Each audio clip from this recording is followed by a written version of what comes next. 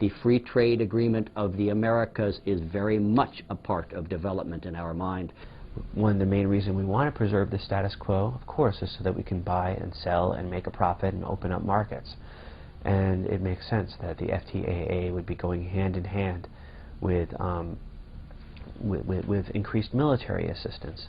Our belief is that by linking Colombia with the other countries of the Andean region in a hemispheric approach that will reduce trade barriers and non-tariff obstacles to trade, Colombia, like the rest of the region, can in fact improve economically through trade. The Free Trade Agreement of the Americas is the latest attempt by the U.S. government to eliminate trade barriers and labor and environmental regulations. The intent is to open wide and large the doors of Latin America to U.S. corporations and exports. Ever since the early days of the infamous United Fruit Company, U.S. military assistance has played a major part in consolidating dictatorships more friendly to U.S. corporations than to their own populations. Today, though, fruit is no longer the prime concern as the world's oil reserves are rapidly dwindling. While the U.S. wants to reserve its own oil in case of global conflict, it has also sought for many years to limit its dependency on faraway Middle Eastern oil. As a result, Venezuela has now become the second largest oil supplier to the U.S. But Colombia holds a similar promise, with the bonus of a friendlier regime to Washington, as long as the guerrilla does not prevail. Over the past decade, Colombia went from producing 100,000 barrels of oil per day to now producing close to 900,000 barrels a day. Colombia is now the 7th largest provider of oil to the U.S. To give you an idea, Venezuela produces 1,600,000 barrels a day, Colombia 900,000, and nobody pays attention. And it is also a sweet deal for foreign companies because Colombia went from having a 50-50 profit sharing with these companies to offering now a 75% deal in favor of multinational corporations, with only 25% in favor of the Colombian government. So for companies like Occidental, which have significant oil interests in Colombia, they certainly view this as an extension of their interests, that if they could somehow pacify the guerrilla groups or transform them through the threat of warfare somehow into a less threatening political element, that therefore their ability to invest there and to make Colombia part of this sort of free market area of the Americas would be therefore much easier. The fumigation is taking place primarily in guerrilla-held areas, even though the paramilitaries are as deeply, if not more deeply, involved in the drug trade. So that has led many of us to say that this policy has more to do with counterinsurgency than counter-narcotics.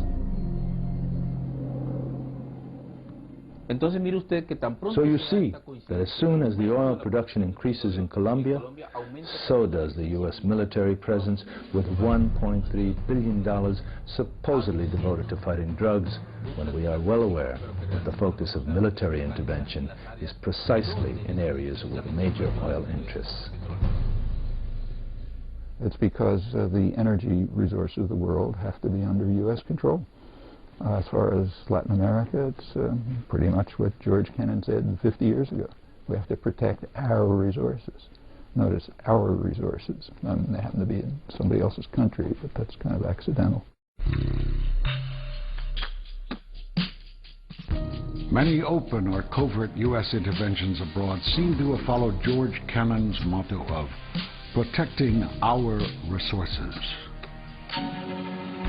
No means have been spared to secure territories and resources, even if it meant making deals with questionable allies.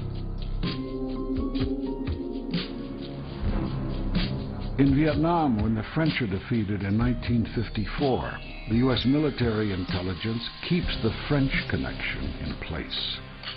a network by which anti-communist Hmong tribes were allowed to export their opium to Europe and then to the United States to fund their war against the Viet Minh. Laos in the 1960s, the tribal warlords that were allied with the CIA opened a complex of 7 heroin refineries. They began exporting the heroin to South Vietnam, where a peak of 34% of all U.S. combat forces fighting in South Vietnam in 1971 were regular heroin users, according to a White House survey. The same phenomenon re-emerged in Afghanistan in 1980 when the CIA enlists the help of Pakistani and Afghan opium warlords against the Soviet invaders. The very same alliances resurrected against the Taliban in 2001. Opium cultivation, eradicated by the Taliban as part of their proclaimed moral order, is reintroduced on a larger scale than before by the new U.S. allies, the Northern Alliance. Their heroin is now flooding Europe and the United States, while U.S. military aircraft fly daily over their gigantic poppy fields. During the Contra operation, the Contras may have used the cocaine traffic in order to gain funds to conduct their operations. Same pattern appears to be recurring in Colombia, where we are going to be working, at least indirectly through the Colombian military, with the so-called militias, who are directly connected to the major drug traffickers. What is going on in Colombia is that there is so many people involved in the growing distribution, trafficking of plants, drugs, that it's very hard to tell who's what. I mean, this isn't just a matter of one side being involved in drug running as opposed to nobody else. It's endemic in the country. You have to know that in Colombia all the violence and the corruption are financed by the drug traffickers, and the traditional, most corrupt political establishment is also financed by drug trafficking. The problem is that we are giving billions of dollars of U.S. assistance to a corrupt Colombian government. While U.S. military assistance under Plan Colombia keeps pouring onto a dubious Colombian government and military, an estimated 400 billion narco dollars in solid cash are still freely moving about the world's largest financial institutions every year, without anybody apparently noticing anything.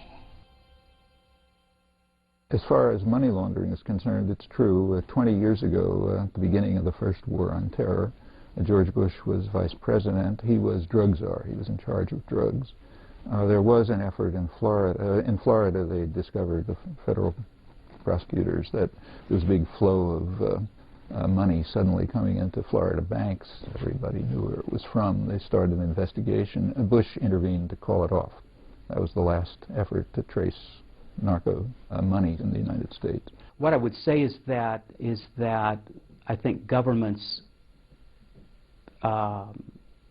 work closely together, and their investigative authorities, I think, work very closely together to try to deal with that problem of money laundering. Very repeatedly, there have been bills introduced in Congress trying to stop money laundering, but they've never succeeded.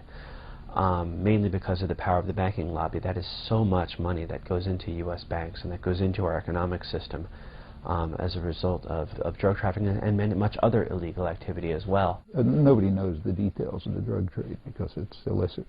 But there are studies. So the OECD did a study, and I think their estimate was that about half the narco-trafficking money passes through U.S. banks. That UN report, which was done in 1997-98 for the big UN conference on narcotics at the General Assembly, the UN report concluded that the global traffic in all illicit drugs represents 8% of world trade. The traffic in illicit narcotics is larger than the trade in textiles, which is a human fundamental. Food, shelter, clothing are the 3 human fundamentals. Well, illicit narcotics as international trade is larger than one of those 3 human fundamentals. So the attempt to apply crude instruments of repression, police, law, and military, to a global narcotics traffic is simply irrational. Congress can repeal a lot of laws, but the law of supply and demand is not one of them. There's an enormous demand for the drugs in the United States, and what we don't do in our own country is provide for the drug treatment programs. But the drug treatment budget is nowhere near meeting national needs in most U.S. cities.